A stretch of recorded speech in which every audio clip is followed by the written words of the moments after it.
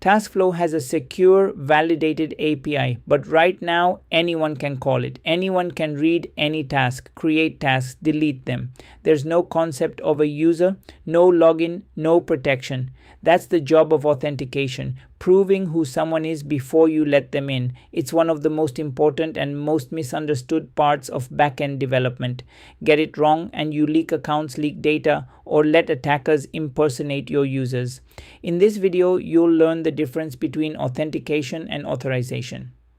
Session-based auth with cookies, the classic approach. Token-based auth with JWTs, how they're structured and signed. Access tokens, refresh tokens, and JWKS, where to store tokens safely, and how to hash passwords with bcrypt.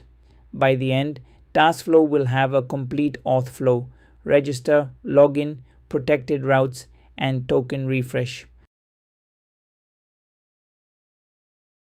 First, two words people constantly confuse: authentication and authorization. Authentication is who are you? It's proving your identity, logging in with an email and password. Authorization is what are you allowed to do? It's checking permissions. Can this user delete that task? Authentication comes first. Authorization builds on top of it. A simple way to remember: authentication is the bouncer checking your ID at the door. Authorization is the staff checking whether your ticket gets you into the VIP section. This video is about authentication, proving identity. Now the core problem: HTTP is stateless.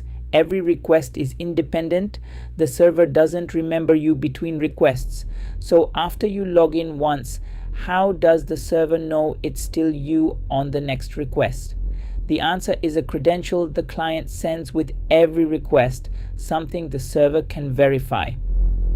There are two main ways to do this: sessions and tokens. Let's look at both. The classic approach is session-based authentication. Here's the flow. You log in with your email and password. The server verifies them, then creates a session, a record stored on the server, often in a database or Redis, with a unique session ID. The server sends that session ID back to the browser as a cookie. From then on, the browser automatically attaches that cookie to every request. The server looks up the session ID, finds your record, and knows it's you. The session lives on the server, the cookie just holds the key. The advantages: sessions are simple and you can revoke them instantly. Delete the session record on the server and the user is logged out everywhere immediately. The downside: the server has to store and look up every session. That's state. With millions of users across many servers, you need a shared session store like Redis, and every request hits it. Sessions are a great default, especially for traditional web apps where the browser handles cookies for you. The modern alternative is token-based authentication, usually with a JWT, a JSON Web Token. The big difference: the server stores nothing. A JWT is a self-contained token that carries the user's identity inside it, and it's signed so it can't be tampered with. A JWT has three parts separated by dots: header.payload.signature. The header says which algorithm signed it. The payload holds the claims, the data, like the user ID, and an expiry time.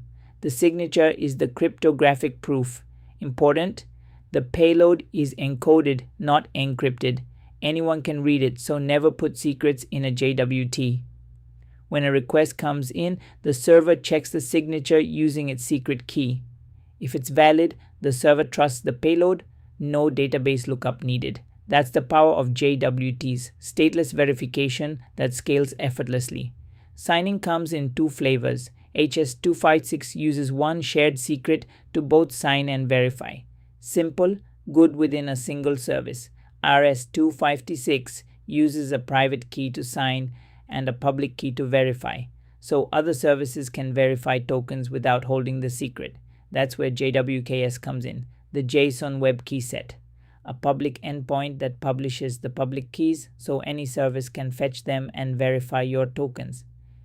In practice, you issue two tokens, a short-lived access token, maybe 15 minutes, sent with every request, and a long-lived refresh token, used only to get a new access token when it expires. Short access tokens limit the damage if one leaks. The refresh token lets users stay logged in without re-entering their password. Two practical questions remain. Where do you store the token and how do you store passwords? First, token storage in the browser. You have two options and the choice is about security. Local storage is easy. JavaScript reads and writes it. But that's the problem.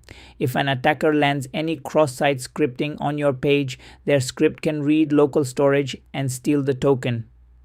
An httpOnly cookie is the safer choice. The browser stores it and sends it automatically, but JavaScript cannot read it, which shuts down token theft via XS. The trade-off. Cookies need protection against CSRF, cross-site request forgery, usually with the same site cookie setting. The rule of thumb: prefer HTTP-only cookies for tokens. Second, passwords. Never ever store passwords as plain text. If your database leaks, every account is compromised instantly. You hash them with bcrypt. Bcrypt is a one-way hashing function. You can hash a password, but you can't reverse it. It's deliberately slow, which makes brute force attacks expensive, and it automatically adds a random salt, so two identical passwords produce different hashes.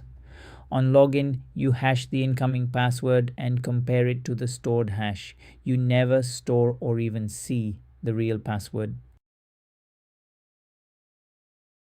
Let's build TaskFlow's Auth flow. First, register. The user posts email and password. We hash the password with bcrypt.hash, store the user with the hashed password, never the plain one, then log in. The user posts their credentials. We look up the user and use bcrypt.compare to check the password against the stored hash. If it matches, we issue tokens. We sign a short-lived access token with the user's ID using JSON Web Token at JWT.sign and a refresh token.